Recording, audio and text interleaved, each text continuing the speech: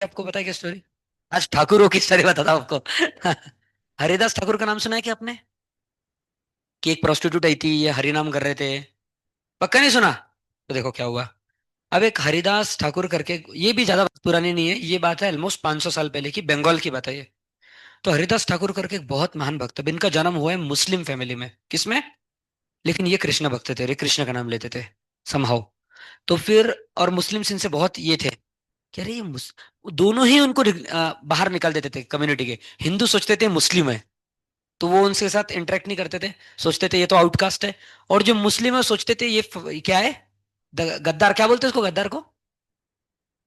उसके लिए एक वर्ड है, दगाबाज नहीं, मुस्लिम एक वर्ड बोलते हैं उसके लिए। उसके लिए एक वर्ड मेरे को याद नहीं आ रहा। दगाबाज, गद्दार, आप समझ गए ना भाव, वो वर्ड का भी भाव वही है। फिर फकीर, फकीर नहीं ना, पितुर भी नहीं। ये है, मतलब इसने अपने साथ ये किया है। मेरे को याद नहीं आ रहा क्या। नहीं, आप क्या बोल रही? फिरंगी नहीं है, आप क्या बोल रही समीक्षा? गद्दार नहीं, गद्दार उसका मतलब है उस वर्ड का, वो एग्जैक्ट वर्ड याद नहीं आ रहा मेरे को। जैसे मुस्लिम्स कुछ कुछ बोलते हैं ना, कि ये हिंदू लोग ये है, क्या बोलते हैं, वही वर्ड है वो सेम। हाँ, काफिर। वेरी गुड, किसने बोला? वेरी गुड, काफिर। ये हरिदास ठाकुर काफिर है, इसने गद्दारी की है, ये बहुत चीटर है। तो अभी ये तो मुस्लिम भी उनके साथ एसोसिएट नहीं करते थे, उन्होंने उनको निकाल दिया था कि तू कृष्णा का और राम का नाम लेता है, तू हमारे इसमें मत रहे। और हिंदू भी सोचते थे अरे ये तो मुस्लिम है, तो सब लोग उनको ये करते थे। अब ये हरिदास ठाकुर भगवान के बहुत ही महान भक्त थे। इनके अब दो स्टोरीज बताऊंगा आपको, ठीक है? पहली स्टोरी, एक बार ये हरिदास ठाकुर, पर ये हरिदास ठाकुर अपने भजन से इतने शुद्ध हो गए कि कुछ कुछ लोग इनका रिस्पेक्ट करने लगे, और धीरे धीरे इनका फेम बढ़ने लगा सोसाइटी में कि इतने महान है और इतना सेंस कंट्रोल्ड है। तो एक बार क्या हुआ, जब इनका रिस्पेक्ट बढ़ रहा था, तो राजा रामचंद्र खान, राजा का नाम है, अब आप बोलोगे रामचंद्र कैसे है, पर यही नाम था, रामचंद्र खान इस राजा का नाम था, मुस्लिम था राजा। इसने सोचा हरिदास ठाकुर का फेम इतना बढ़ रहा है, ये एक नंबर का काफिर है, हमारे इसको छोड़ दिया, इसका कुछ तो करना पड़ेगा, इसकी इज्जत का भाजीपाला करना पड़ेगा। तो उसने एक वैश्य को बुलाया वापस से। अब इस वैश्य को बोला कि, उन्होंने बोला जाओ तुम हरिदास ठाकुर का पतन करके आओ। किसने किसको बोला? रामचंद्र खान ने वैश्य को, कि हरिदास ठाकुर जहाँ पे भजन करता है ना, तुम रात को अकेले जाओ और उसका पतन कर दो, ताकि पूरी दुनिया को पता चले ये नकली साधु है। ऐसा उस राजा का प्लान था। तो राजा ने फिर इसको भेजा, किसको? वैश्य को। ये वैश्य ने भी डिसाइड किया कि जाओगी। पहले तो बहुत सारे वैश्याओं ने मना कर दिया, सोच रही थी अरे वो संत है, हम कैसे उनके साथ ऐसा कर सकते हैं, भगवान का नाम लेते हैं, ये तो गलत काम है। पर एक वैश्या थी जो बहुत ही ज्यादा सुंदर थी, और वो ये सब समझती नहीं थी भक्ति वगैरह, वो सोची मैं करूंगी इसका पतन। तो पहले रात को गई, और उस वक्त हरिदास ठाकुर भगवान के नाम का जप कर रहे थे। हरे कृष्णा कृष्ण कृष्ण हरे हरे, हरे राम राम राम हरे, ऐसा जप करते थे वो। अब हरिदास ठाकुर एक दिन में कितना जप करते थे पता है आपको? हाथ के कांटे खड़े हो जाएंगे आपके सुन के। अपन कितना करते हैं भाई, टीचर्स लोग 16 माला का जप करते हैं, 2 घंटा लगता है। हरिदास ठाकुर 192 राउंड्स जप करते थे। कितने? 192। उनकी स्पीड थोड़ी ज्यादा थी, उनको 2 घंटा नहीं लगता था, उनको 20 घंटा लगता था 192 करने को। और उनको 16 माला करने को लगता होगा 1.5 घंटे से भी कम। तो टोटल 18 से 20 घंटे के बीच में उनको लगता था, क्या करने को? उतना 192 माला जप करने को। और उसको छोड़ के वो 2 घंटे सोते थे दिन में, और बाकी 2 घंटे में वो प्रचार वगैरह करते थे, थोड़ा खाते थे बस। खाना तो बस 3 में से 1 टाइम, बहुत ही कम वो भी। इतने महान संत थे। अब जब ये प्रोस्टिट्यूट गई पहले रात को, तब इसने हरिदास को बोला, हरिदास की उम्र कितनी थी भाई, टैप बंद कर दो, मैं तुम्हें पढ़ा दूंगा। ऑप्शन है आपके पास, पढ़ाई करने है क्या? तो बंद कर दो टैप, सुनो फिर। तो क्या बता रहा था मैं? करा क्या बंद? करो करो। हाँ। तो फिर हरिदास ठाकुर की उम्र उस वक्त कितनी थी? बहुत यंग थे हरिदास ठाकुर, 22 साल के थे। कितने? ऐसा नहीं बहुत बड़े आदमी थे, बहुत बुढ़े थे। 22 साल का यंग लड़का था वो, हरिदास ठाकुर। और ये प्रोस्टिट्यूट कुछ 20 साल के आसपास थी, उसकी भी ज्यादा उम्र नहीं थी, 20-21 साल की थी। अब ये प्रोस्टिट्यूट हरिदास को बोलती बोलती है उस रात को जाके कि तुम भी यंग हो, मैं भी यंग हूँ, एंजॉय करते हैं। हरिदास ठाकुर क्या बोलते हैं, बिल्कुल, मैं तुम्हारी इच्छा पूरी करूंगा, बस मेरे थोड़े जप के नाम बाकी है, मैंने प्रण लिया है एक दिन में 3 लाख नाम लेने का। 3 लाख मतलब 192 राउंड्स। अब 192 राउंड्स को मल्टीप्लाई करोगे तो 3 लाख आता है, मैं बता दूंगा। तो एक दिन मैंने 3 लाख नाम का प्रण लिया है, बस मेरे थोड़े सी बाकी है उसमें से, वो बस हो जाए पूरे, फिर मैं तुम्हारे साथ तुम्हारी इच्छा पूरी कर दूंगा, तब तक तुम यहाँ पे बैठो। तो प्रोस्टिट्यूट वहां पे बैठती है, और हरिदास ठाकुर अपना भजन कंटिन्यू करते हैं। और हरिदास ठाकुर नाम ले रहे, प्रोस्टिट्यूट सुन रही है। अब उसको सुनते सुनते नींद आ जाती है। हरदास ठाकुर कंटिन्यू करते हैं। जब वो सुबह उठती है तब भी हरदास ठाकुर का नाम चालू ही रहता है। वो सोचती है अरे कल प्लान पूरा नहीं हो पाया, वो घर चले जाती है, बोलती है आज तो पक्का पूरा करूंगी। आज जो प्लान लेके आई हूँ अभी बहुत हो गया, आज तो पूरा करना है। उस रात को वापस आती है। हरिदास बोलता है बस लास्ट के थोड़े बाकी है, आज बैठ जाओ, आज तो पक्का। वो रात भी ऐसे ही चले जाती है। वो फिर सो जाती है। और फिर वो सुबह उठती बोलती है, अरे भाई आज भी खेल हो गया। अब वो सोचती है अब तो तीसरे रात बस बहुत हो गया, आज तो राजा का, क्योंकि राजा रोज पूछ रहा था हुआ कि नहीं, काम हुआ कि नहीं, राजा बहुत गुस्सा हो गया। राजा बोले बस अब आज तो करना ही पड़ेगा, वो बोली बस आज पक्का। अब वो तीसरे रात को फिर आती है। फिर हरदास ठाकुर बोलते हैं आज तो मैं पक्का पूरी कर दूंगा आपकी इच्छा, बस अभी थोड़ी ही बाकी है। वो बोलती है ठीक है, वो बैठती है वहां पे। और बैठ के वापस वो सुन रही है। अब अचानक से इस रात को कुछ अलग होता है। सुनते सुनते उसके आंखों से पानी आना चालू हो जाता है, रोने लगती है। और उसको हार्ट में गिल्ट आना चालू होता है कि मैंने क्या कर दिया। और बहुत रिपेंटेंस आता है, वो सोचती है कि इतने महान महात्मा है, इतने महान संत है, इनके साथ मैंने ऐसा कैसे कर दिया। मैंने बहुत गलत किया, और बहुत रोती है। और वो हरिदास ठाकुर को बोलती है कि मैं आपको कुछ बताना चाहती हूँ। बोलते बताइए। तो हरिदास ठाकुर को बोलती है कि एक्चुअली मेरे को राजा रामचंद्र खान ने आपका पतन करने को भेजा था, क्योंकि वो आपसे ईर्ष्या करते हैं। वो आपका पतन करने को भेजा था। और मैंने बहुत गलत किया, आप जैसे महान संत महात्मा को नहीं पहचान पाई। हरिदास ठाकुर क्या बोलते पता है? मेरे को पता था तुमको रामचंद्र खान ने भेजा है, क्योंकि बहुत सिद्ध महात्मा थे। वो जान जान लेते थे, तो वो बोले मेरे को पता था तुमको रामचंद्र खान ने भेजा है। अब इसके बाद ये बहुत ज्यादा दुख मनाती है, ये प्रोस्टिट्यूट वैश्या। तो हरिदास ठाकुर को ये बोलती है कि मैं क्या करूं, मेरे को जीने की भी इच्छा नहीं है। हरिदास बोलते हैं तुमने प्रोस्टिट्यूशन के बिजनेस से जितना भी धन को कमाया है, ये धन को तुम भगवान के भक्तों में बांट दो। जो भगवान के भक्त है, जो भगवान का भजन कर रहे हैं, ये सारे धन को उधर बांट दो। और आज से तुम भगवान के नाम का भजन चालू करो। और दूसरी चीज बोलते तुलसी की सेवा करो। तीन चीजें बोली। पहले क्या बोला? ये धन जो भी तुमने इकट्ठा किया इस बिजनेस से, इस सिंफुल बिजनेस से, इसको बांट दो। दूसरा, आज से तुम भी भगवान का नाम लो, भगवान के नाम का भजन करो, तो तुम्हारे सारे पाप खत्म हो जाएंगे। और तीसरा, तुम तुलसी की सेवा करो, क्योंकि हरिदास ठाकुर जब पे भजन करते थे ना, वहां पे एक तुलसी भी थी, ये बताना भूल गया मैं। वहां पे एक तुलसी भी थी। तो हरिदास ठाकुर बोलते तुम इन तुलसी की सेवा करो। और ये तीन इंस्ट्रक्शन देके हरिदास ठाकुर वहां से चले जाते हैं। ये गांव का नाम जहाँ पे ये चीज हो रही थी, इस गांव का नाम है बेनापोल। और आज भी ये गांव बांग्लादेश में है। बांग्लादेश में बेनापोल करके एक गांव है। और वहीं पे हरिदास ठाकुर 192 राउंड्स का भजन करते थे। और आज भी वो प्लेस है हरिदास ठाकुर का, जहाँ पे भजन करते थे। और वो प्रोस्टिट्यूट का भी नाम वगैरह पे फेमस है, लोग जानते हैं उधर। आप भी बेनापोल जाओगे तो आपको पता चलेगा। तो हरिदास ठाकुर बेनापोल को छोड़ देते हैं। और बोलते हैं प्रोस्टिट्यूट को आज से तुम इस कुटिया में, इस आश्रम में आज से तुम रहो। और तुम भगवान के नाम का भजन करो। अब कोई सोच सकता है कि इसको पैसा कहाँ से, अब वो कमाएगी कैसे, खाएगी क्या? जब उसने भजन करना चालू किया तो लोग शॉक हो गए कि अरे ये तो अभी तक प्रोस्टिट्यूशन का बिजनेस कर रही थी। हरिदास ठाकुर कितने महान संत है कि इसने इसका भी हृदय को बदल दिया। तो लोगों को उस प्रोस्टिट्यूट के प्रति, जो थी प्रोस्टिट्यूट, करुणा आती है, और लोग उसको आके दान करते हैं। प्रतिदिन कुछ ना कुछ वहां पे देके जाते हैं। कोई खाने का आइटम रखता है, कोई कुछ रखता है, कपड़े रखता है। ज्यादातर लोग खाना लेके आते हैं। और इस तरीके से भगवान सब कुछ उसका संभाल रहे थे। किसका? उस प्रोस्टिट्यूट का। अब सबसे खतरनाक चीज सुनोगे आप लास्ट।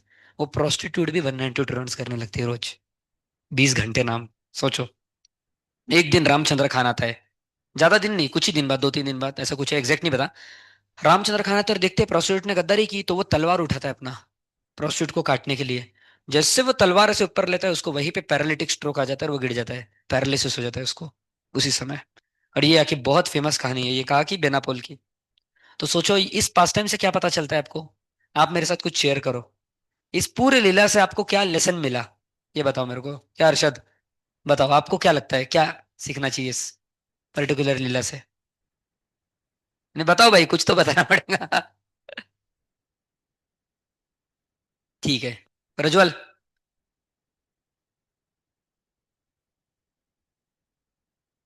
ठीक है। वेदिका। ठीक है। मधुरा। श्रावणी। सबका सही आंसर है बिल्कुल। भगवान के नाम की शक्ति कितनी है देखो भाई, कि इतना स्ट्रांग अटैचमेंट। वो लड़की यंग थी, ये भी यंग थे, हरिदास ठाकुर। रात का टाइम था, बिल्कुल अंधेरी रात, कोई नहीं था उधर। ये वो भी प्रोस्टिट्यूट थी, इतनी सुंदर। वो सारे प्रोस्टिट्यूट में सबसे सुंदर थी। उसका नाम लक्ष्मी कुछ था, मेरे को एग्जैक्टली याद नहीं आ रहा, कुछ तो नाम था उसका। ये सब और कोई नहीं दिख रहा था। तब भी हरिदास ठाकुर ने अपना कैरेक्टर लूज नहीं किया, क्योंकि उन्होंने भगवान के नाम को पकड़ के रखा था। तो भगवान का नाम इतना शक्तिशाली है कि अगर अपने हृदय में बहुत स्ट्रांग काम वासना भी है, तो ये भी खत्म हो जाती है अगर कोई भगवान के नाम को लेता है तो। हरिदास ठाकुर ने यही किया। अपने को लगता है अरे भगवान का नाम क्या है, नॉर्मल नाम के जैसा है। जैसे इसका नाम हर्षद है, मेरा कौशिक है, तो ऐसे कोई नाम होगा भगवान का? ऐसा नहीं भाई। आपको अगर मैं हर्षद हर्षद लेने बोलूं माला पे, कितने देर लोगे बताओ मेरे को? या अगर मेरा भी नाम लेने बोलो, कितने देर लोगे आप? ज्यादा से ज्यादा आप 10 मिनट में दिमाग खराब हो जाएगा आपका, ये क्या बोल रहा हूँ। पर लोग भाई 60-70 साल से एक ही नाम ले रहे हैं, हरे कृष्ण महामंत्र, तब भी बोर नहीं होते। और उनको एंजॉयमेंट और हृदय, और वो देखते हैं कि उनके हृदय में जो डर थे, जो डाउट्स थे, जो फियर थे, वो सब खत्म हो गए। अभी हर्षद या कौशिक का नाम लेके फियर खत्म नहीं होगा किसी का, उल्टा बढ़ जाएगा। लेकिन भगवान का नाम लेकर लोगों के फियर भी खत्म हो रहे हैं, मतलब वो नाम अपने नाम के जैसा नहीं है। समझ रहे हो ना। तभी हरिदास ठाकुर इतना बड़ा अटैचमेंट को भी क्रॉस कर पाए, मतलब वो अटैच नहीं थे पर इतने बड़े प्रॉब्लम को भी क्रॉस कर पाए वो, क्योंकि भगवान का नाम लिया। और प्रोस्टिट्यूट भी और दूसरी चीज पता चलती है कि महान संतों का संग एक प्रोस्टिट्यूट जैसे हृदय को भी ठीक कर सकता है। उन्होंने हरिदास ठाकुर जैसे महान संत का संग किया सिर्फ 3 रात, और उनसे हरे कृष्ण महामंत्र सुना, तो उनका भी हृदय बदल गया। तीसरा पता चलता है तुलसी की महिमा, वहां पे तुलसी भी थी ना, तो वो वैश्या तुलसी के पास 192 राउंड कर पाई। तो 3 चीजों की महिमा पता चलती है, तुलसी की, भगवान के नाम की, और भक्तों के संग की, कि कुछ भी हो सकता है। ये दूसरी स्टोरी थी। अब यही हरिदास ठाकुर की दूसरी लीला सुनो। अब एक बार एक दूसरा राजा था, इसका नाम क्या था, इसका नाम याद नहीं आ रहा मेरे को इस राजा का, ये भी मुस्लिम था। लेकिन इस राजा ने हरिदास ठाकुर को बोला कि तुम हरे कृष्ण महामंत्र छोड़ दो, नहीं तो मेरे से बुरा कोई नहीं होगा। पता है हरिदास ठाकुर ने क्या बोला, अगर आप मेरे शरीर के हजारों टुकड़े कर दोगे तब भी हर टुकड़ा हरे कृष्ण मंत्र है। साहब फिल्मी डायलॉग लगता है ना, पर रियल में बोला उन्होंने ये। अगर आप मेरे शरीर के टुकड़े भी कर दोगे तब भी हर एक टुकड़ा हरि नाम की गूंज गाएगा। तो ये राजा को बहुत गुस्सा आया। तो ये राजा ने अपने सिपाहियों को बुलाया और बोला जाओ, और 22 मार्केट प्लेसेस, अब उस समय क्या होता था, गांव में बहुत सारे मार्केट होते थे। एक मार्केट में भाजी पाला मिल रहा है, एक में कपड़े, ऐसे टोटल उस पर्टिकुलर गांव में कितने मार्केट थे, 22। बोले पूरे 22 मार्केट में ले जाओ और इसको चाबुक चाबुक से मारो जब तक ये हरे कृष्ण मंत्र नहीं रोक देता, और नहीं रोक रहे तो मार डालो।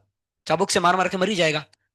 तो दो बिल्कुल तगड़े सिपाही थे, हरिदास ठाकुर को लिया उन्होंने, और हरिदास ठाकुर को लेके पहले, अब नॉर्मली इसके पहले जब भी किसी को मारते थे, तो या तो वो पहले या दूसरे मार्केट तक सरेंडर कर देता था, या तो दूसरे तीसरे मार्केट तक मर जाता था वो, अगर सरेंडर नहीं किया तो।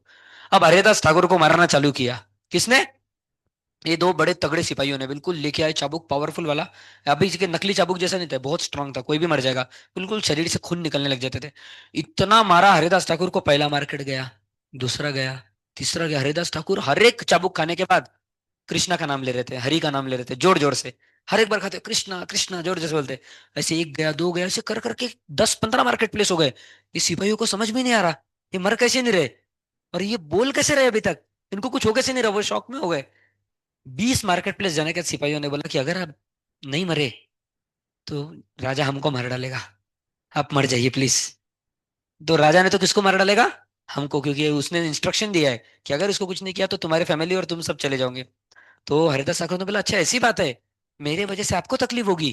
हरिदास, अब आप शॉक हो जाओगे सुन के जो मैं बताऊंगा, आपको लगेगा ये कैसे पॉसिबल है। तो ये अपन फ्यूचर में जब फिलोसफी पढ़ेंगे, अभी मैं आपको पास टाइम बता रहा हूँ, लीला बता रहा हूँ, इसके पीछे का तत्व कभी फ्यूचर में बताऊंगा।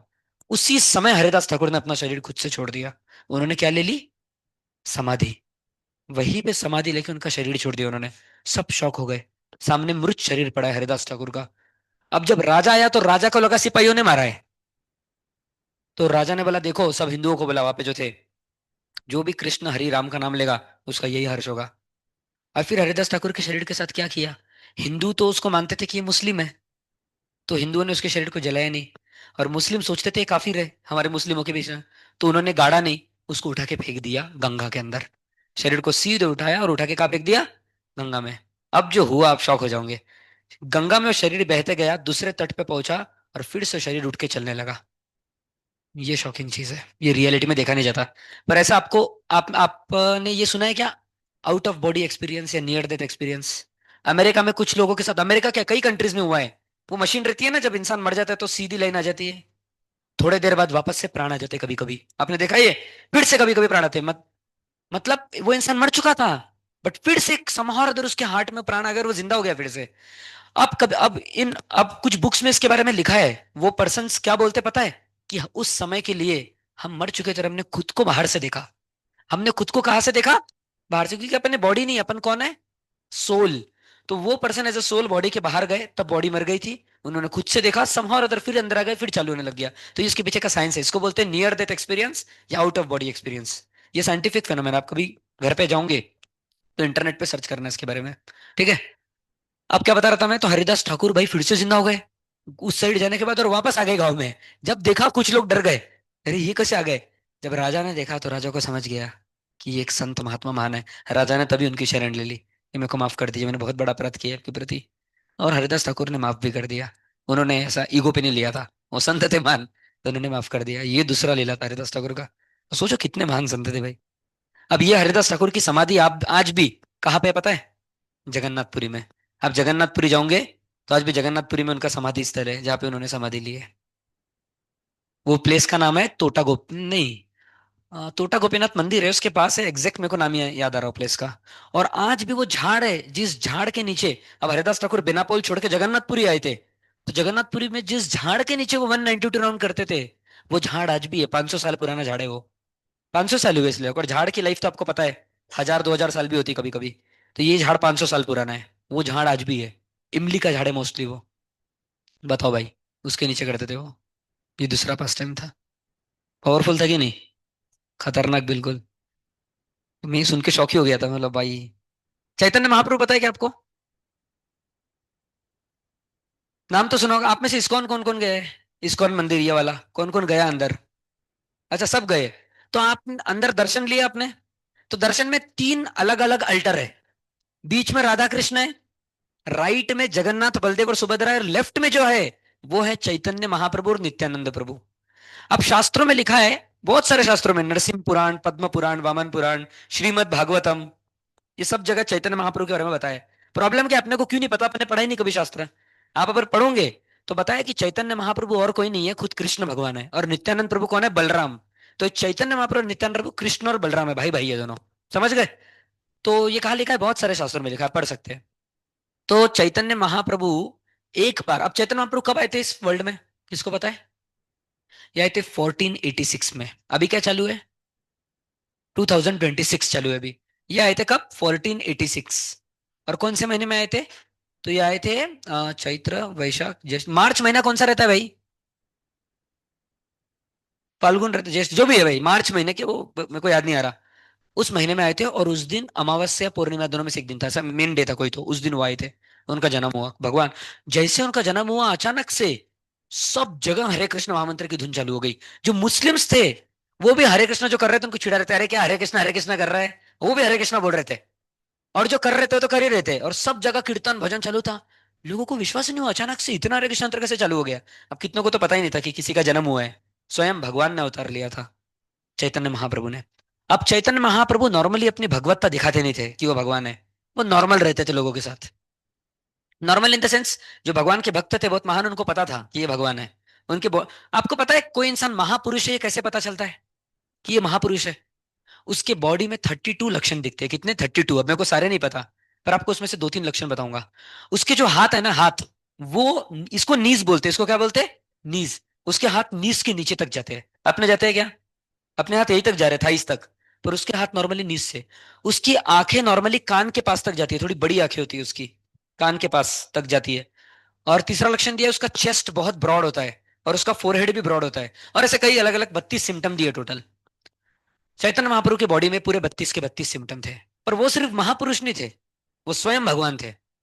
क्योंकि महापुरुष की बॉडी में भी आपको दिखेंगे 32 सिम्टम है, पर चैतन्य महाप्रभु स्वयं भगवान थे, और ये कुछ लोग जानते थे। क्योंकि जब शास्त्रों में जो लिखा था और वो मैच किया उन्होंने, उनको समझ गया भाई ये भगवान है स्वयं। अब क्या हुआ? अब चैतन्य महाप्रभु, मैंने क्या बोला, नॉर्मली किसी को दिखाते नहीं थे भगवान है। पर एक दिन की बात है कि चैतन्य महाप्रभु ने एक लीला की जिसका नाम है महाप्रकाश लीला। अब महाप्रकाश लीला में ये, इन्होंने क्या किया, जो भोग विष्णु के लिए चढ़ाया था, तो वो विष्णु की जगह जाके ऊपर बैठ गए और बोले ये मेरे लिए भोग है। अभी कुछ लोगों को तो समझ में नहीं आया, क्योंकि उनको नहीं पता था ये भगवान है। पर कुछ को पता था कि ये इनकी लीला है। और ये ज्यादा पुरानी बात नहीं है, 500 ईयर्स बिफोर। तो चैतन्य महाप्रभु, अलग अलग भक्त बैठे थे वहां पे, और अलग अलग भक्त भगवान के अलग अलग आकार को मानते थे। कोई नरसिम्हा का भक्त था उसमें, तो कोई नारायण का भक्त था जिनके 4 हाथ होते हैं, तो कोई उसमें से कृष्ण का भक्त था जो बांसुरी बजाते, और कोई राम का भक्त था। तो भगवान क्या कर रहे थे, एक एक को बुला रहे थे और दर्शन दे रहे थे, और उसके साथ जो पुरानी लीला हुई भगवान की वो बता रहे थे। तो भगवान ने मुरारी गुप्ता को बुलाया, मुरारी गुप्ता इधर आओ। अब मुरारी गुप्ता किसके भक्त थे? राम के। और चैतन्य महाप्रभु ने तब अपना राम का अवतार दिखाया उनको।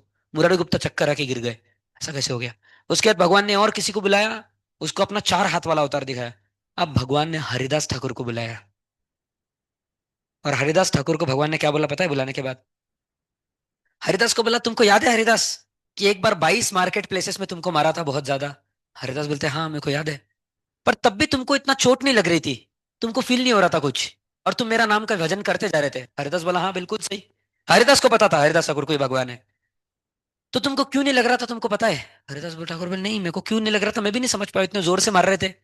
तब चैतन्य महाप्रभु अपना शर्ट निकाला और पीछे दिखाया, पूरे चाबुक के निशान उनके पीछे थे। शर्ट मतलब शर्ट नहीं पहनते थे, कुर्ता पहनते थे। तो उन्होंने कुर्ता निकाल के दिखाया कि जब तुमको मार पड़ रही थी तो मैंने अपने दिव्य शरीर से तुमको ढक लिया था। वो दिखा नहीं ऑफकोर्स हरिदास ठाकुर को। और वो पूरा कौन खा रहे थे मार? भगवान चैतन्य महाप्रभु। और उन्होंने सारे निशान दिखाए। जब ये निशान हरिदास ठाकुर ने देखा तो रोते रोते वो बेहोश होके गिर गए। सोचो, ये पास टाइम था। तो वो अलग अलग डिवोटी को अलग अलग लीलाएं बता रहे थे, दर्शन दे रहे थे, तो हरिदास ठाकुर को उन्होंने ये बताया। मेरे को इसीलिए याद आया क्योंकि अभी बताया ना मैंने 22 मार्केट। तो मैंने सोचा कि ये बता दो उनको, लगा क्यों नहीं उस दिन। वैसा था भाई। तो इससे एक लेसन पता चलता है, भले ही आप कोई लीला समझी या नहीं समझी, पर लेसन समझना चाहिए कि अगर आप भगवान की शरण लेते हो तो लाइफ में प्रॉब्लम्स रहेंगे तब भी आपको फील नहीं होंगे। अभी अपन माइंड माइंड इतना स्ट्रेस देता है अपने को, अपन कभी कभी डिप्रेशन में चले जाते हैं, बहुत टेंशन लेते हैं, किसी चीज का डर लगता है, बहुत सारे प्रॉब्लम्स है, बराबर अपन फेस नहीं कर पा रहे। पर ये प्रॉब्लम को फेस करने की शक्ति मिल जाती है जो इंसान भगवान की शरण लेता है। ऐसा नहीं बोल रहा मैं प्रॉब्लम्स खत्म हो जाएंगी जिंदगी से, ऐसा नहीं, भक्तों को प्रॉब्लम नहीं आते। भक्त भी बीमार पड़ते हैं, उनको भी प्रॉब्लम आते हैं, उनकी भी लाइफ में अलग अलग चलती रहती है चीजें।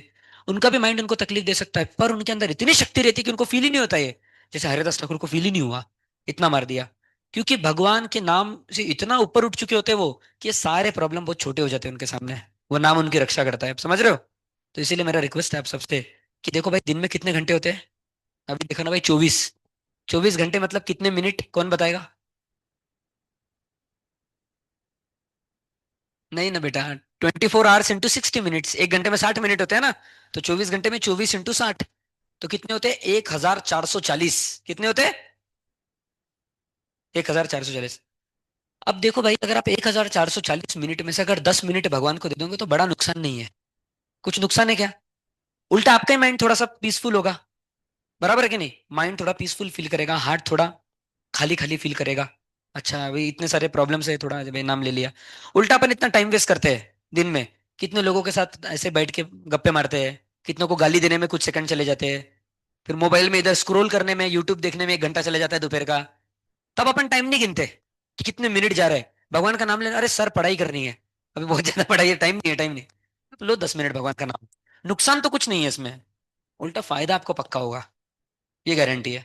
आप भले अगर स्पिरिचुअल बेनिफिट नहीं समझ रहे होंगे तो मटेरियली नाम लो, कंसंट्रेशन बढ़ेगा ये समझ के नाम लो स्टार्टिंग में। पर बाद में आपको धीरे धीरे समझेगा कंसंट्रेशन तो बाय प्रोडक्ट है, वो तो बढ़ेगा ही, और उसको छोड़ के भी और बहुत कुछ मिलता है। अच्छा है भाई। अब आप में से कुछ बताओ भाई, आपको कुछ बताना है तो। मैंने तो 3 लीलाएं बता दी। क्या सिद्धेश प्रभु कुछ बताना चाहेंगे आप?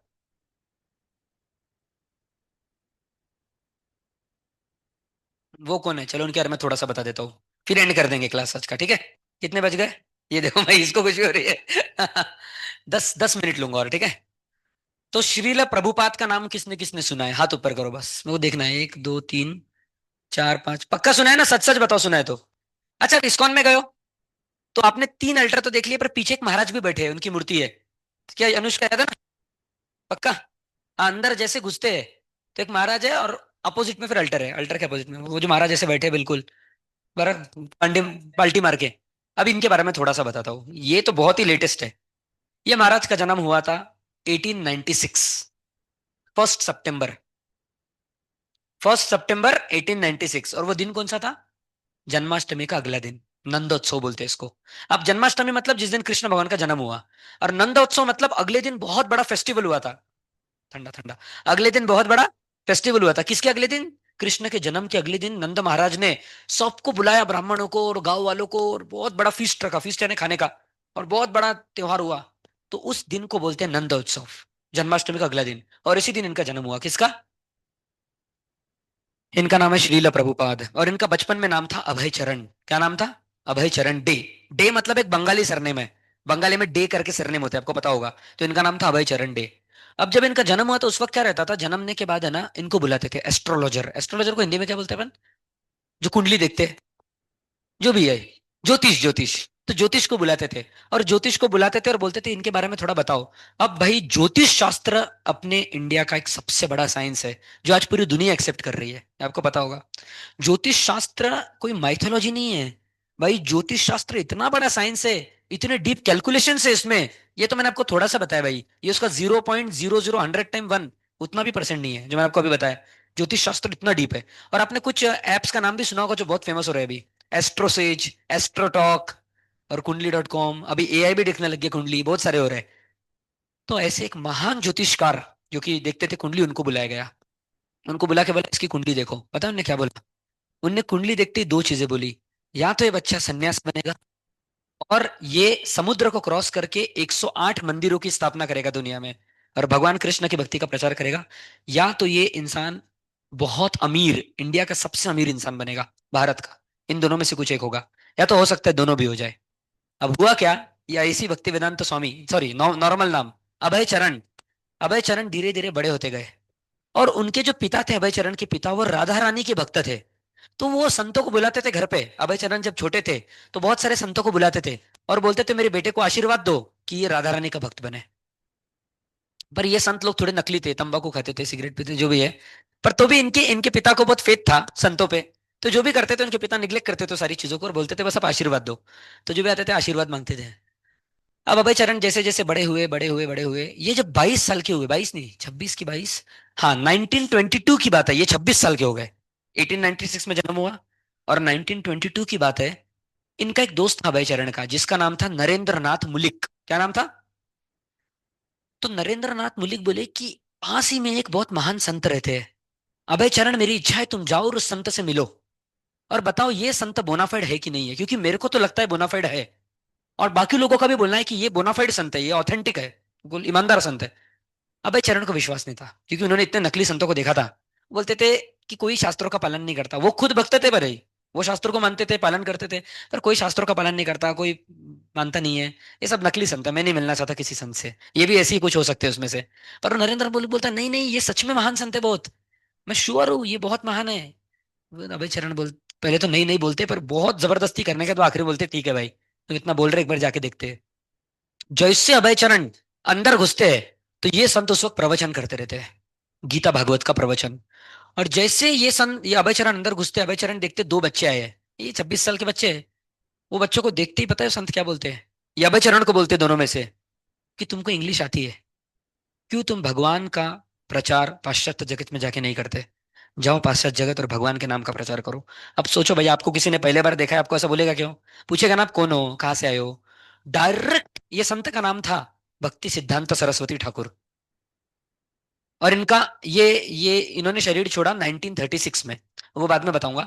तो भक्ति सिद्धांत सरस्वती ठाकुर ने जैसे अभय चरण को देखा, उनको क्या बोला पहला स्टेटमेंट देखते ही कि तुमको इंग्लिश आती है, तुम एजुकेटेड पर्सन हो, तुम भगवत गीता भागवत चैतन्य महाप्रभु का प्रचार पाश्चात्य जगत यानी वेस्टर्न कंट्रीज में जाके क्यों नहीं करते, करो। अभी ये शौक हो गए, कौन? अभय चरण। बोले ऐसा कैसा इंस्ट्रक्शन दे दिया, पहले बार मिले। ये बोले, इन्होंने काउंटर आर्ग्यूमेंट रखा। वो अब उस वक्त कौन सा ईयर चालू था, कौन सा ईयर बताया मैंने, बताओ? 22, इंडिपेंडेंस नहीं मिला था। और अभय चरण गांधी जी के फॉलोवर थे बाद में। और अभय चरण जिस कॉलेज में थे, इनके 1 साल सीनियर थे सुभाष चंद्र बोस। कॉलेज का नाम था स्कॉटिश चर्च कॉलेज। और 1 साल बड़े थे सुभाष चंद्र बोस, और सुभाष चंद्र बोस पूरे कॉलेज में सबको बिल्कुल इंस्पायर कर रहे थे लड़ने के लिए। और अभय चरण भी सुभाष चंद्र बोस की मीटिंग्स में जाते थे, तो उनको पता था सुभाष चंद्र बोस क्या क्या प्लान बना रहे हैं। बड़ी चुपके से प्लान करते, क्योंकि कॉलेज ब्रिटिश का था। तो बिल्कुल ऐसे हवे चुपके से एक रूम में करते थे प्लान कि क्या क्या करना है। तो फिर अभय चरण बोस ने काउंटर आर्गुमेंट रखा, अपन एक डिपेंडेंट कंट्री है, खुद स्वतंत्र नहीं है, अपन कौन सुनेगा अपनी बात? अगर अपन लोगों को प्रचार भी करेंगे गीता भागवत का, बोलेंगे तुम्हारे खुद के पास स्वतंत्रता नहीं है, तुम क्या प्रचार कर रहे हो? कौन सुनेगा? ऐसा आर्गुमेंट किसने रखा? अभय चरण ने, भक्ति सिद्धांत ठाकुर। फिर भक्ति ठाकुर ने एक आंसर दिया। वो बोले ये स्वतंत्रता और अस्वतंत्रता मतलब फ्रीडम और एंटेंगलमेंट ये तो चलती रहती है। कितने पहले मुगल आए, उन्होंने अपने को बांधा, उनसे अपन छुट गए। उसके बाद मोहम्मद घोरी के टाइम पे अपन बंधे, फिर अपन छुट गए। आज फिर से बंधे, फिर वापस छुट जाएंगे, क्या गारंटी है वापस नहीं बंधेंगे? तो ये आज आप स्वतंत्रता की बात कर रहे हो, जो बात मुगल के टाइम पे भी हुई थी और लोग स्वतंत्र हो गए थे पर फिर बंध गए ना। ये स्वतंत्रता और स्वतंत्रता नहीं होना, ये टेम्पररी है। असली स्वतंत्रता है अपने मन के खराब इच्छाओं से स्वतंत्र होना। समझ रहे हो? काम क्रोध लोभ मोह, इससे स्वतंत्रता होना, ये असली स्वतंत्रता है। आज आप लोगों को बाहर से स्वतंत्र कर दोगे, लेकिन वो उनके काम वासना के नौकर बन के रहेंगे, अपने क्रोध के दास बन के रहेंगे। तुम उनसे स्वतंत्र करो लोगों को, और ये असली स्वतंत्रता है। आप समझ रहे हो? अपन भी देखो ना अपने हैबिट पे कितना डिपेंडेंट है। कुछ कुछ लोगों को हैबिट होती है स्क्रॉल करने की, वो छोड़ ही नहीं पाते, उनको पता है गलत है। कुछ कुछ लोगों को इंस्टाग्राम का एडिक्शन होता है, किसी को पोर्नोग्राफी का एडिक्शन होता है, तो किसी को जुआ खेलने का, किसी को झूठ बोलने का, कोई ना कोई एडिक्शन है। ये एडिक्शन से फ्री होना असली स्वतंत्रता है। समझ रहे हो? ये जब समझाते हैं भक्ति ठाकुर, अभय चरण बोलते भाई ऐसा एक्सप्लेनेशन तो आज तक नहीं सुना। उसी समय वो अपने मन में डिसाइड कर लेते यही मेरे गुरु है, और यही असली संत है। चैतन्य महाप्रभु का जो मैसेज है वो बिल्कुल सही हाथों में है। ये चैतन्य महाप्रभु के भक्त थे, भक्ति सिद्धांत सरस्वती ठाकुर। तो चैतन्य महाप्रभु का मैसेज बिल्कुल सही हाथों में है, ऐसा कौन सोचता है? अभय चरण, जो 26 साल के अभी। और ये अभय चरण अपने मन में डिसाइड कर लेते मैं इन्हीं को अपना गुरु बनाऊंगा। अब अभय चरण उस वक्त एक बिजनेस करते थे, केमिकल का बिजनेस, और उनका बिजनेस बहुत अच्छा चल रहा था। बड़े आदमी बन रहे थे दिन ब दिन, दिन ब दिन उनको प्रॉफिट बहुत हो रहा था। उस वक्त भारत में गिने चुने सिंगल डिजिट नंबर लोगों के पास कार थी। ये अभय चरण के पास कार थी, उस जमाने वाली कार, आपको पता होगा ना, एम्बेसडर। उनके पूरे राज्य में सिर्फ 3 लोगों के पास थी कार। उस वक्त बंगाल में आई थिंक 3 या 2, उसमें से इनके पास थी एक कार। वो हम अपने फैमिली को कार में घुमाने ले जाते थे उस वक्त अभय चरण। और 26 साल में उनकी शादी हो गई थी, उस समय जल्दी शादी होती थी। अभी जैसा नहीं 31 तक रुकते हैं, उस समय 20-21 साल में लोगों की शादी कर देते थे। और वो अच्छा नियम है, उसके बारे में बाद में बताऊंगा अच्छा क्यों है। तो ऐसा था भाई, शादी हो गई थी उनकी, उनके बच्चे भी थे, बेटी थी, बेटा था, सब था उनका। पर इनको बार बार अपने गुरु के शब्द याद आते थे। अब क्या हुआ एक दिन, अभय चरण ने, कब मिले वो अपने गुरु को पहले बार? 1922 में। इसके बाद अभय चरण इलाहाबाद शिफ्ट हो गए। कहाँ शिफ्ट हो गए? जिसका अभी नाम क्या है?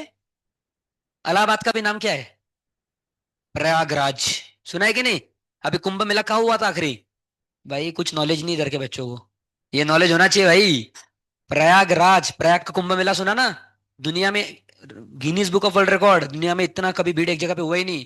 मैं गया था प्रयागराज में कुंभ मेला में, इतनी खतरनाक भीड़, करोड़ों लोग थे।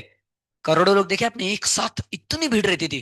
हम जब नहाने जाते थे नदी के अंदर नहाने को, हमको लाइन लगानी पड़ती थी, इतनी भीड़ रहती थी। और मौनी अमावस्या के दिन तो इतनी ज्यादा भीड़ थी कि कुछ लोग मर गए। सोच रहा हूँ कितनी खतरनाक भीड़।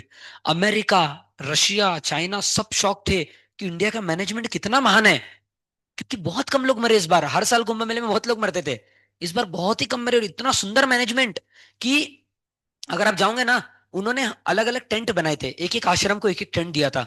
और हर एक टेंट में सारी फैसिलिटीज, गर्म पानी, इलेक्ट्रिसिटी। भाई उन्होंने एक सिटी बनाई थी करोड़ों लोगों को वहां पे, ताकि वहां पे मा पाए पूरे करोड़ों लोग, ऐसी सिटी बना दी थी उन्होंने। और पूरा टेंट से बनाया था भाई, लेकिन पावरफुल टेंट था कि बारिश भी हुई तो उसमें छेद नहीं कर सकती थी ऐसा।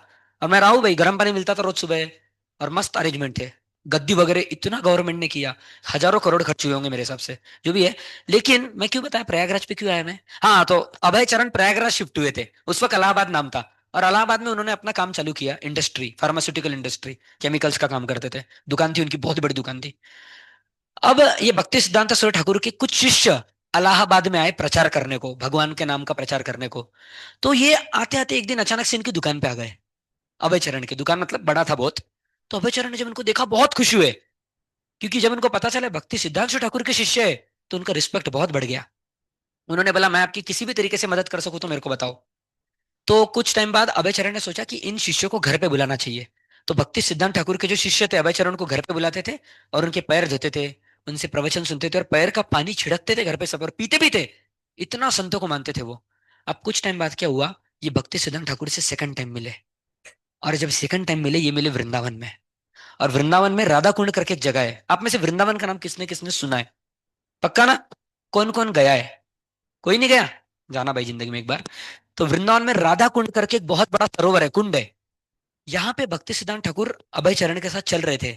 अभय चरण का बच्चा भी आया था, और उन्हें अभय चरण को वापस बोला कि जाओ और पाश्चात्य देश में प्रचार करो भगवान के नाम का। ये पहला इंस्ट्रक्शन दिया। और दूसरा क्या दिया पता है? जब भी तुमको पैसे मिले तो पुस्तकें छापो, भगवत गीता, भागवत, इसका छाप करो, और इसको वितरण करो। अब शॉर्ट में जल्दी से बताऊंगा क्योंकि बहुत बड़ी स्टोरी है। अब क्या हुआ कि अभय चरण ने भक्ति सिद्धांत ठाकुर से दीक्षा ले ली। दीक्षा मतलब समझते हो ना? उनको इनिशिएशन दिया और एक नया नाम दिया। और अभय चरण का नाम हो गया भक्ति वेदांत स्वामी। क्या नाम हो गया? भक्ति, अभी प्रभुपाद नहीं लगाया उनको, रुक जाओ अभी। भक्ति वेदांत स्वामी नाम हो गया। अभय चरणार भक्ति वेदांत स्वामी पूरा नाम। अभय चरण वैसा का वैसा रखा, और सामने स्वामी लगा दिया, तो अभय चरणार भक्ति वेदांत। अब नहीं नहीं नहीं, एक मिनट, अभय चरण दास नाम दिया। स्वामी अभी नहीं मिलता है, स्वामी बाद में मिलता है, बाद में बताऊंगा। नाम क्या दिया? अभय चरण दास। अब भक्तिवेदांत ठाकुर चले गए, उनका शरीर छोड़ दिया उन्होंने, 1936 की बात है। जब ये अभय चरण को पता चला, उनको बहुत दुख लगा, बहुत रोए, ये मेरे गुरु चले गए। इसके बाद अब इनकी उम्र, 1922 में मिले थे तो 26 ईयर्स थी, 1936 में कितना हो गया, 14 साल जोड़ दो, 40 साल के हो गए ये। अब ये अपना घर का ये कर रहे थे, उधर निर्वाह, घर के लोगों का ध्यान रखते थे और साथ में प्रचार भी करते थे। जब भी इनको टाइम मिलता था, सुबह शाम, दुकान के बाद, दुकान के पहले, तो प्रचार करने जाते थे। अब क्या हुआ, ये हो गए 50 साल के। अब ये इनको बार बार अपने गुरु के स्टेटमेंट याद आते थे कि मेरे गुरु ने बोला है प्रचार करो, प्रचार करो, नहीं हो रहा मेरे से, पाश्चात्य देश कब जाऊंगा। अब एक दिन की बात है कि इनकी पत्नी क्या करती है, इन्होंने गीता, अब इन्होंने क्या किया रहता है, गीता का अनुवाद, जैसे गीता संस्कृत में है और उसका ट्रांसलेशन इंग्लिश में है, पर उसकी ट्रांसलेशन को समझाना भी पड़ता है, नहीं तो लोग अपने मन से कुछ भी समझ लेते हैं मतलब। तो उसको जो समझाना बोलते हैं एक्सप्लेनेशन, इसको इंग्लिश में क्या बोलते हैं, परपर्ट, और हिंदी में क्या बोलते हैं, अनुवाद, तात्पर्य, तात्पर्य। तो भक्ति वेदांत स्वामी ने पूरे भगवत गीता के 700 श्लोकों का तात्पर्य लिखा, और ये लिखते लिखते उनको सालों हो गए। अब इतना बड़ा तात्पर्य था, और उस समय पेजेस पे लिखते थे, तो तात्पर्य लिख के उन्हें एक जगह पे रखा था। अब एक दिन क्या हुआ, ये घर पे नहीं थे, और चाय पत्ती खत्म हो गई थी, रद्दी वाला आया। सोचा पैसे भी नहीं थे घर पे उस दिन, तो ये औरत ने क्या किया, इनकी पत्नी ने उनका पूरा लिखा हुआ तात्पर्य रद्दी वाले को बेच दिया, और जो पैसे है उससे चाय पत्ती खरीदी। बताओ भाई। जब ये अभय चरण वापस आए, इन्होंने अपनी पत्नी को पूछा, ये तो उनकी पत्नी ने बताया मैंने तो बेच दिया। इनको धक्का पहुंच गया। इन्होंने तभी बोला, टी और मी, चाय या मैं।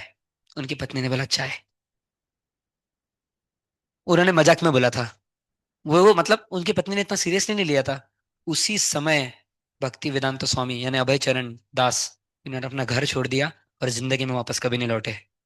और ये एक्चुअली बहुत अच्छा हुआ, क्योंकि आज उस दिन अगर वो नहीं निकले होते तो आज अपन यहाँ नहीं बैठे होते, हरे कृष्ण महामंत्र करते हुए। अब सामने क्या हुआ वो सुनो। अभय चरण जब बाहर निकले तो उन्होंने वानप्रस्थ ले लिया। आपको पता है ना, 4 आश्रम होते हैं, ब्रह्मचर्य आश्रम, गृहस्थ आश्रम, वानप्रस्थ और संन्यास। तो अभय चरण ने कौन सा आश्रम ले लिया, वानप्रस्थ। और वानप्रस्थ लेके बहुत प्रचार करने लगे। अब ये वृंदावन में रहने लगे। नहीं नहीं, वृंदावन में रहने के पहले क्या हुआ, इनके गुरु इनके सपने में आते थे बार बार, और बोलते थे सन्यास लो, तो भी बहुत डर जाते थे, कह रहे सन्यास। तो पूर्व गुरु बोलते नहीं सन्यास लो। सपने में 2 बार आए गुरु। इन्होंने फिर अपने गुरु भ्राता मतलब क्या होता है, गुरु के मल्टीपल शिष्य होते हैं ना, तो सारे शिष्य एक दूसरे के भ्राता होते हैं, गुरु भ्राता मतलब ब्रदर्स। तो इन्होंने अपने एक सीनियर गुरु भ्राता से जाके पूछा कि गुरु महाराज ने 2 बार बोल दिया सपने में। तो उन्होंने भी बोला हाँ आप ले लो संन्यास। उस समय इन्होंने संन्यास ले लिया, और अब इनका नाम पड़ गया भक्ति वेदांत स्वामी। अब भक्ति वेदांत स्वामी इतना प्रचार करने लगे कि अपने गुरु की आज्ञा को पालन करके वो गए वृंदावन। अब अच्छे से सुनना, यहाँ से बहुत इंटरेस्टिंग स्टोरी है। पास टाइम है भाई, ओम सुन रहे हो ना, लास्ट है, कुछ मत करो भाई, यहाँ से सुनो। अब ये जब वृंदावन गए, तो इनके गुरु ने क्या 2 इंस्ट्रक्शन दिए थे, जब भी पैसे कमाओगे क्या करना, किताबें छापना। कौन सी किताबें, मटेरियल किताबें नहीं, कैलकुलस, लिमिट्स, इंटीग्रेशन, इसकी नहीं भाई, भगवत गीता, भागवत, ऐसे भगवान के ग्रंथ को छापना, खुद लिखना शास्त्रों के बारे में, भगवान के बारे में उसको छापना। और इन्होंने चालू किया। अब छापना क्या फ्री में होता है क्या, पैसा लगता है, और ये तो सन्यासी है। तो ये क्या करते थे, अब सुनो। ये 3 में से एक ही टाइम खाते थे ताकि पैसा बचे।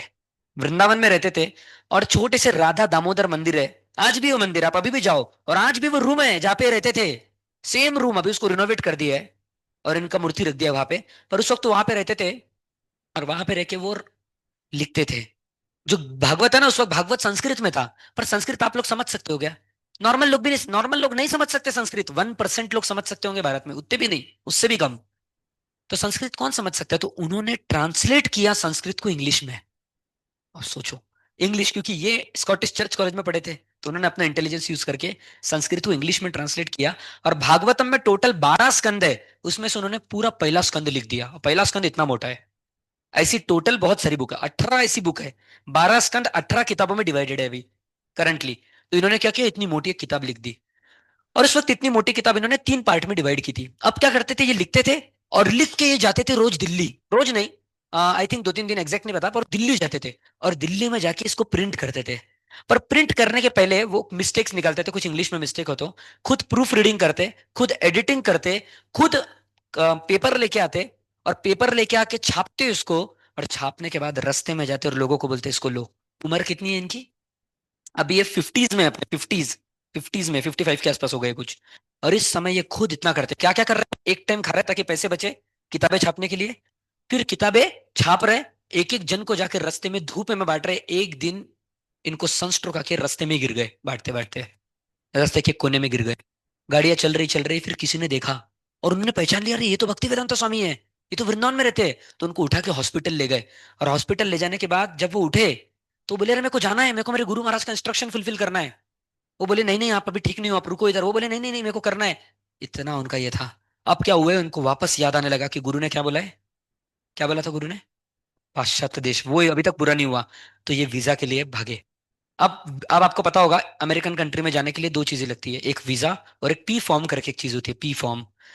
तो इनको वीजा तो मिल गया पर पी फॉर्म नहीं मिल रहा था, बहुत मुश्किल हो रही थी। तो ये गया, वो भी मिल गया पर कैसे जाए। तो एक दिन ये, अब वहां पे एक सुमति मोरारजी करके एक ये थी, शिप शिप पता है आपको, जहाज। तो जहाज की कंपनी की एक मालिक थी, कौन, सुमति मोरारजी। अब भक्तिवेदांत स्वामी की उम्र हो गई है। अब ये कई साल से प्रचार करते करते इनकी उम्र हो चुकी है 69, कितनी हो गई है। बीच में बहुत कुछ हुआ, मैंने आपको वो सब नहीं बताया। उन्होंने झांसी में प्रचार किया, अलग अलग जगह पे जाके किया, पर इतना सक्सेस नहीं मिल रहा था, उनके गुरु की आज्ञा पूरी नहीं हो रही थी। तो ये 69 की उम्र में श्रीमती मुरारजी की सीढ़ियां, जो ऑफिस की सीढ़ियां थी ना, सुबह से शाम तक बैठे रहते थे उधर, ताकि मेरे को श्रीमती मुरारजी अंदर बुलाएगी और टिकट देगी। किसका टिकट, जहाज का, क्योंकि इतना पैसा नहीं था अमेरिका जाने के लिए प्लेन की टिकट लेने का। श्रीमती मुरारजी हर बार मना कर देती थी, बोलती थी, स्वामी जी आप मर जाओगे, अमेरिका में इतनी ठंडी रहती है, आप खाओगे क्या, वहां पे सब लोग नॉनवेज खाते हैं, इतनी ठंडी रहती है, और आपकी उम्र देखो कोई नहीं है आपके साथ, 69 उम्र है आपकी, आपको लकड़ी लगती है चलने के लिए, कैसे होगा। पर प्रभुपाद ने पक्का डिसाइड कर ही लिया था, मैं तो जाऊंगा। तो उस दिन, एक दिन की बात है, सुमति मुरारजी का हार्ट पिघल ही गया, क्योंकि रोज बैठे रहते थे सुबह से शाम सीढ़ियों पे। सुमति मुरारजी ने बोला ठीक है, और सुमति मुरारजी उनको टिकट दी, और ये टिकट थी जलदूत। जलदूत करके एक जहाज था, और ये जहाज लोगों को ले जाने वाला जहाज नहीं था, ये कार्गो जहाज था, जो सामान को ले जाता है। और उसके बीच में बैठे थे भक्ति वेदांत स्वामी। अब ये जहाज से निकल पड़े और अमेरिका पहुंचने को लगे इनको 28 दिन, घंटे नहीं भाई, 28 दिन। ये कुछ तो अगस्त में निकले और सितंबर में पहुंचे। अब खतरनाक चीज ये है कि जहाज में जाते वक्त इनको 2 बार हार्ट अटैक आया। कितने बार, 2 बार। पर ये मरे नहीं हार्ट अटैक से। पहले बार हार्ट अटैक आया, कैसे तो करके धीरे धीरे रिकवर हुए। दूसरे बार एक और बार हार्ट अटैक आया, और इस बार जब आया तो ये खतरनाक हार्ट अटैक था। और भक्तिवेदांत स्वामी बाद में खुद बताते हैं कि जब मेरे को दूसरा हार्ट अटैक आया था, उस वक्त भगवान कृष्ण मेरे सपने में आए और बोले, तुम टेंशन मत लो, तुम्हारा मिशन पूरा होगा, तुम जाओ। ऐसा किसने बोला, भक्ति विधान भगवान कृष्ण ने खुद। और भगवान कृष्ण बोल रहे थे, "ये जहाज मैं खुद चला रहा हूँ", इन द सेंस ऐसा बोले। अब भक्तिवेदांत स्वामी उठे, और भक्तिवेदांत स्वामी बाद में बोलते हैं कि अगर उस दिन मेरे को तीसरा हार्ट अटैक आया होता उस टाइम पे, उस दौरान, तो मैं नहीं बचा होता। और उस कैप्टन का नाम था, जो शिप चला रहे थे, मंगल पांडे। नहीं नहीं, मंगल नहीं था, पांडे था, नाम याद नहीं आ रहा मेरे को। पांडे सरनेम था, नाम याद नहीं आ रहा।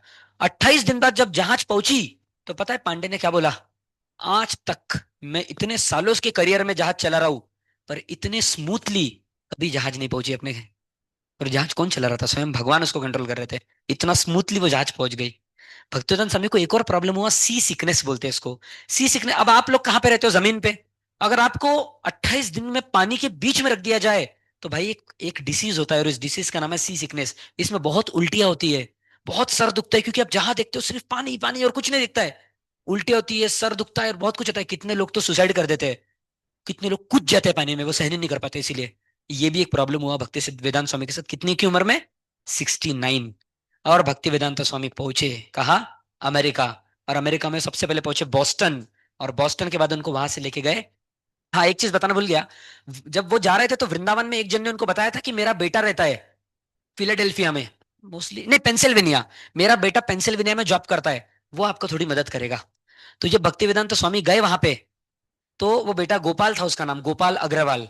तो गोपाल अग्रवाल इनको लेने आया, भक्तिवेदांत स्वामी को पेंसिल्वेनिया ले गया अपने घर। अब गोपाल अग्रवाल ने एक अमेरिकन लड़की से शादी की थी, तो वो लोग फ्रिज में क्या रखते थे, नॉनवेज रखते थे। और भक्ति वेदांत स्वामी लेके आए थे अपना थोड़ा मोड़ा चावल दाल, उसके थोड़े पोटली लेके आए थे, और वो उसी फ्रिज में उनको रखना पड़ता था। चावल दाल तो नहीं, पर जो फ्रूट्स लेके आए थे वो उनको उसी फ्रिज में रखना पड़ता था, जो भी उनको लाए थे, वो इतना एडजस्ट करना पड़ता था। और उसके बाद अगले 14 साल में जो हुआ, वो एक इतिहास है, वो और कभी डिस्कस करेंगे। अगले 14 साल में क्या हुआ, वो आप आज देख सकते हो। आज अमेरिका, चाइना, रशिया, पाकिस्तान, हर जगह कृष्ण भक्ति हो रही है। पाकिस्तान में इस्कॉन के 14 मंदिर है, कितने, 14। और कभी कभी मुस्लिम्स भी आते हैं मंदिर में। अभी मैं खुद मुंबई गया था इस संडे को, एक मुस्लिम आया था और वो भी लेक्चर सुन रहा था, सब सर पे टोपी पहनी थी। मैं शौक हो गया, मैं बार बार उसकी तरफ देख रहा हूँ। मैं पूछ रहा आजू बाजू से, मुस्लिम है ना? बोले हाँ, ये रोज आता है। बोला भाई, तो आप देखिए भक्तिवेदांत स्वामी ने क्या खतरनाक रिवॉल्यूशन लाया कि अमेरिकन हो, चाइनीज हो, केनिया के लोग हो, उन्होंने सबको भगवान की भक्ति में जोड़ दिया अगले 14 साल में। पर जो अगले 14 साल में हुआ वो बहुत खतरनाक है भाई। इतने प्रॉब्लम फेस करने पड़े, क्योंकि ऐसी थोड़ी इतनी पूरी दुनिया में भक्ति फैला देगा कोई। कितने की उम्र में फैलाई? 70 साल, सोच रहे हो आप? वो जब, हाँ एक चीज बताना भूल गया, उनका बर्थडे अगस्त में ही आया था, 1 सितंबर को था ना उनका बर्थडे। तो उनका बर्थडे कहाँ पे मना? शिप के ऊपर। उस वक्त वो 70 के हो गए थे, 69 में निकले थे वो, और शिप में उनका 70th बर्थडे। 70 साल में, 70 साल में वो निकले, और 11 साल में उन्होंने पूरी दुनिया का भ्रमण 14 बार किया। कितने? पूरे अर्थ को सर्कुलेट किया 14 बार, इतना प्रचार किया। और 108 मंदिर की बराबर स्थापना की। 108 मंदिर। और 108वां मंदिर जो है वो भुवनेश्वर में है आज भी। वो आखिरी मंदिर है जो वो स्थापित करके गए। और पूरी दुनिया में इतने भगवत गीता वितरण की, आज रिकॉर्ड बना रहा है इतना भगवत गीता, और कोई भी ऑर्गेनाइजेशन की नहीं बिकी जितना भक्तिवेदांत स्वामी ने जो लिखा है। वो भगवत गीता ने लोगों के हृदय को बदल दिया। बाकी कितनी भगवत गीता धूल खा रही है लाइब्रेरी में, उन्होंने किसी के हृदय को नहीं बदला, क्योंकि लोगों ने अपनी खुद की कमेंट्री दी है। इन द सेंस उन्होंने भगवान के मैसेज को बदल दिया लोगों ने। पर भक्तिवेदांत स्वामी ने एज इट इज कमेंट्री दी, और लोगों के हृदय बदल दिए। आज जो अमेरिका के लोग हिप्पी बोलते हैं उनको, वो बहुत अमीर थे पर वो रास्ते में नंगे घूमते थे, लड़के लड़के दोनों ऑलमोस्ट नंगे, सिगरेट पीते थे, सिगरेट छोड़ो ड्रग्स लेते थे। ऐसे लोगों के हृदय को बदल दिया किसने? भक्तिवेदांत स्वामी प्रभुपाद ने। ऐसे लोगों के हृदय को बदल दिया, और वो लोग जो नंगे घूमते थे धोती कुर्ता पहनने लग गए, और औरतें साड़ियां पहनने लग गई। नॉनवेज छोड़ो, वो प्याज लहसुन भी छोड़ दिया भाई, और वो ऐसा प्रसाद भगवान को चढ़ा के खाने लग गए। ड्रग्स छोड़ो भाई, सब चाय कॉफी तक छोड़ दी उन्होंने। समझ रहे हो आप इतना बड़ा रिवॉल्यूशन कैसे आया? एक इंसान अमेरिका में लिख के आया था, the Swami and his movement. America पूरा ट्राई कर रही थी पैसे खर्च कर करके कि ये लोग बदले, कौन लोग? हिप्पीज। पर एक स्वामी ने उनको बदल दिया, और आज आप देख सकते हो पूरी दुनिया में। ठीक है, चलो, हरे कृष्णा।